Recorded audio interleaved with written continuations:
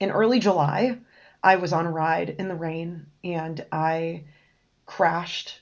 I was with a group. I crashed headfirst into a rock wall. And at the time, I got a black eye. Luckily, I was wearing glasses, so I didn't like pop my eyeball or something, right? But I got a black eye. I had all these cuts on my face. My helmet got banged up, but I kept riding, and it was maybe a couple miles home, right? I was with this group. We were like, oh, I'm fine. And I was with actually the Devo girls. So I wanted to show that I was strong and that I was fine. And it's okay. Everything's fine. Don't worry about me. And so I got back on my bike. I definitely didn't feel 100%, but, who does when they hit their face in a rock wall? And I get back and I take like a selfie video because I was doing a video blog for Vittoria at the time, Vittoria Tires. And so I took footage of it and I'm like, look at my carnage. We had a great ride today. Look how stoked we were. And then the next day I took more video like, wow, this is what happens when you crash. Um, but that night of the crash, I had my husband shine a light into my eyes. I had him do, basic kind of concussion things. I knew the date and the time and the president and all that stuff. And so we just concluded there was no concussion because, those were the things I knew. And I only less than a week later went out to mountain bike national championships in Pennsylvania where it was like 9,000 degrees and 10,000% humidity for days straight. And I raced twice. I rode a ton because I was pre-riding the course with the Devo girls, with other kids that I coach. It was nonstop. And the entire week I felt like garbage. But it is hard to parse when you feel like garbage, when it is not a very visible injury. It's hard to detect it as anything other than dehydration or lack of fueling or just general fatigue. So that whole week I raced and I remember racing and being like, whoa, Kelly, you got to take it down. Like something's weird here and you must be really dehydrated. You don't feel right. You need to take down the pace. And luckily I still was able to push myself hard enough to win this jersey. So that to me was like, I'm fine. I won the jersey. I'm a national champion. Um, so I moved Nice. on. And just a few weeks later, I was supposed to go to the World Championships for marathon mountain biking. And so I was continuing to train. And I could not make it through a workout. I would come back early from a ride and be like, man, I am tired. I must not have slept well last night. Man, I must be dehydrated, or I'm not sleeping well. I'm not giving myself enough time to sleep. I'd be like, gosh, my handlebars felt weird. My seat felt weird. I just felt kind of whatever. Or like lights feel weird. Trees going by feel awkward. And Yeah. I honestly was so confused about what was happening. And I just kept being like, gotta sleep more. Until weeks in, then I had a workout where I was trying to do some intervals up a hill. A car passed me at exactly the time when I was up the steepest part of the pitch. It was about a minute and a half into my 5 minute interval.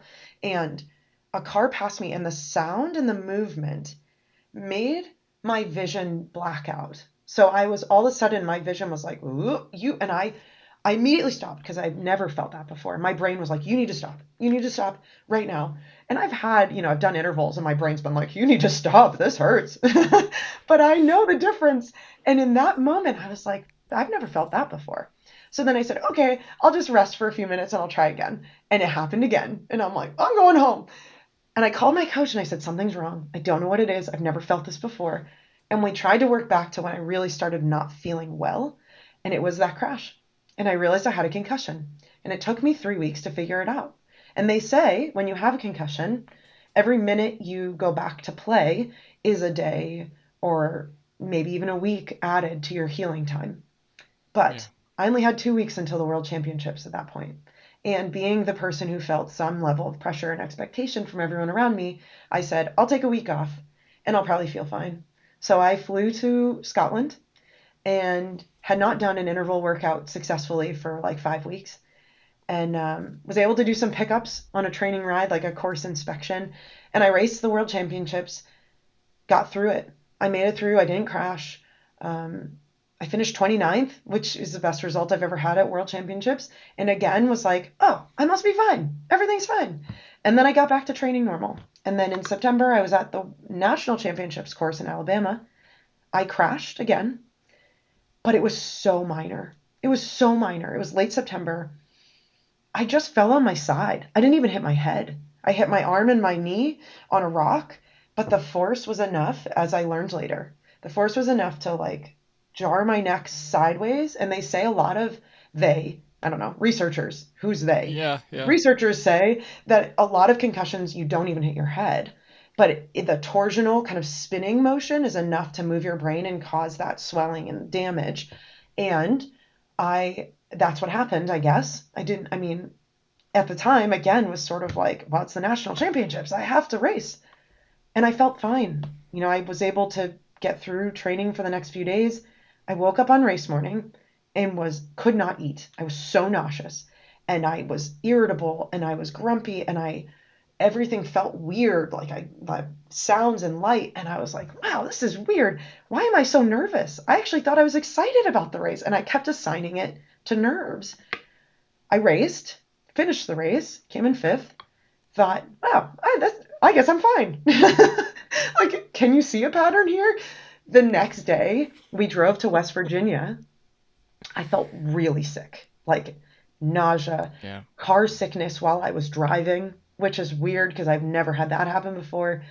Lights and sound and everything were uncomfortable, to the point where I was like, I think I have a second concussion. I think I was never really recovered from my first one. Yeah. And I had to shut it down. We drove to Boston Children's Hospital, where they have a really good sports medicine clinic that treats adults, right? I had to call them and be like, I'm an adult. Will you still treat me? And they're like, yes, that's what our sports medicine clinic does. It's not just Boston Children. And so they treated me, said I had a concussion, and I had to shut it down for a long time. And I didn't feel like myself. And the problem with concussion is it's so invisible and so Yeah. different for every person, right? The brain is such a mystery to us anyway, to scientists, but then also concussion manifests in such different ways for each person that you can't say, oh, you have concussion if you feel this way. And for me, I started to question my sanity. I'd think to myself, is this concussion or am I just hungry? Is it concussion or am I just tired? Am I not sleeping well? I was tossing and turning in my sleep all night. I was not sleeping well at all. And sleep is where you restore, it's where you recover, it's where you heal. And I wasn't sleeping, so I wasn't healing. And then I started to think, okay, well, I'm supposed to be doing this gravel race coming up, or I'm supposed to be doing X, Y, and Z for my sponsors. I was supposed to race the World Cup in West Virginia, the first ever marathon World Cup in the United States, just a few days after I had that crash, that Yeah. national Yeah. championships race. And I felt this deep guilt that I wasn't doing it. And so then I started to tie, kind of like weave with the concussion symptoms, anxiety. And I didn't realize at the time that's what I was doing. So my concussion symptoms lasted a really long time.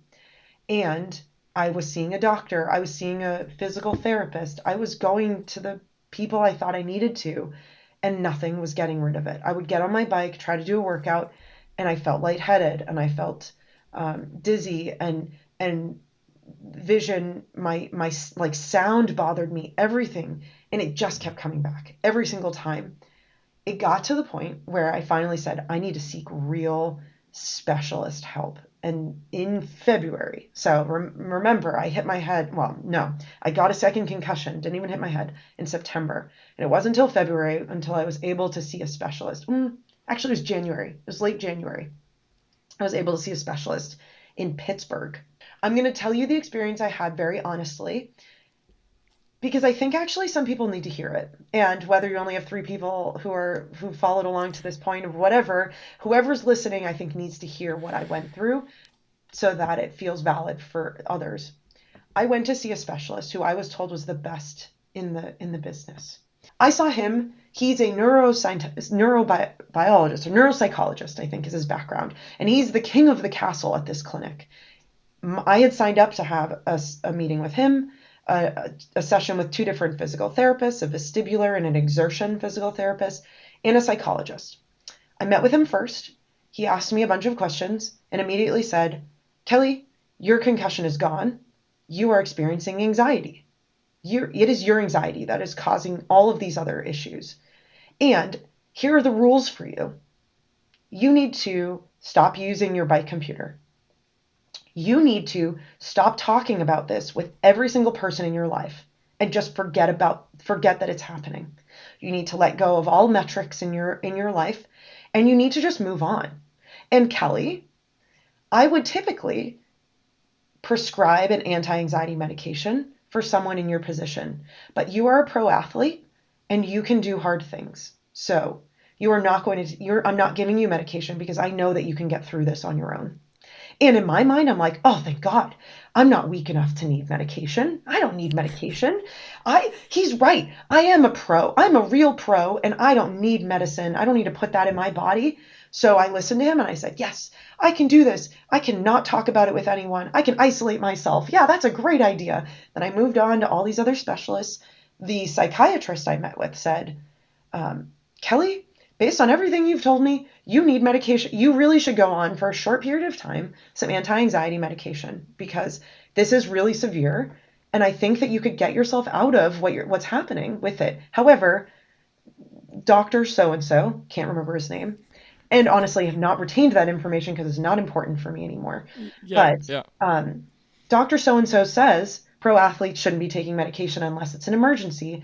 And he doesn't think this is an emergency. So we're not going to give it to you. But in 90 days or 60 days, whenever you come back, maybe you'll need it and we can talk about it. So that night, I sat in the airport and I wrote a post that said, please stop asking me about my concussion, or I'm not talking about it anymore. And it was my way of trying to protect myself because people kept bringing it up. They kept asking yeah, about it, and then it kept being real for me. yeah, And what I was doing was isolating myself, which any person who knows enough about anxiety and depression knows that is a recipe for failure. But in my mind, I'm a pro athlete and I'm strong. So for the next 3 days, I sat in my sorrow. I sat in shame. I was like, no, I'm a pro athlete. Why can't I get a handle on this? And I just spiraled. I unraveled. That's the best word I could use. I literally was like yeah. a ball of yarn that just slowly was unraveling to the point where I was left with just a fraying end. And I had a super breakdown. I was like, I'm weak. I'm not a real pro. I don't deserve all the things I've had. I'm never going to get better. I can't talk about it with anyone because I'm not going to get better if I do. And I just sat in this shame that was so deep and so bad that I didn't know where to put myself. And I finally was like, you know what? I think I need medication. I've I had taken medication when I was in my early 20s to get out of depression. I promised myself I would never need it again, that I was strong enough that I didn't need it, right? And there's the stigma around medication. And I called that psychiatrist that I met with and I said, I don't care what King doctor whatever says. I need you to prescribe me some medication and I need it now or I don't know what I'm going to do. And Yeah. he did. He prescribed it. So the key to getting out of all of this concussion stuff is Zoloft for me. I started taking medication. That night, the first night of taking it, I was holding it in my hand for probably 30 minutes. Just a little pill, little blue pill. And um, my husband said to me, "What the heck are you doing?" And I said, this is a moment that the moment I do it is a moment I can't take back. And it is a moment that I feel weak, like I'm taking some sort of shortcut, like I'm not a real pro, all those other the narratives, right? I'm actually like holding back a lot of emotion because for me, this was a Yeah. turning point. And he looked at me and he said, Kelly, there's no one waiting for you on the other end of this experience. When you are finally better, there's no one waiting for you with an award that says you suffered the most and you still made it. No one is going to say, congratulations, you didn't take any shortcuts. You didn't quit on your morals and you didn't let down your whatever guard because some doctor told you that you're a real pro. You wouldn't be a real pro unless you were able to get through it without medication. So take the damn medication, Kelly. And I was like, thank you, Joe. Thank you very much. I'm going to take it. And it, it's transformed me. It's I don't know that I'd be where I am right now if it wasn't for it. I don't know that I'd be able to handle all the stress that I've gone through over the past even 5 weeks of dealing with difficult parents and difficult coaches and all these things in my new role as executive director had it not been for some leveling of my emotions and the chemicals in my Huh. brain with that medication. So I feel no shame now. Did I in the time? It took a lot of effort. Yes, it did. And did I feel shame? Yes, I did. And I'm glad I did it. And I can hold space for both, right? I can be happy about something and still feel this kind of pull away from it. So how did I get out of it? Was acknowledging that it was no longer concussion, and it absolutely was my anxiety that was making these symptoms continue. I was becoming a self-fulfilling prophecy, and letting myself seek the help that I needed was enough to get me out of it. And I actually have not shared publicly about that medication because of the stigma. I still fight in my own head about it. And now talking about it, I'm like, maybe that's going to be my next Mental Health Monday. If you want to watch the full interview, you can click on that right here, or you can watch whatever YouTube thinks you'll like best from my channel right here.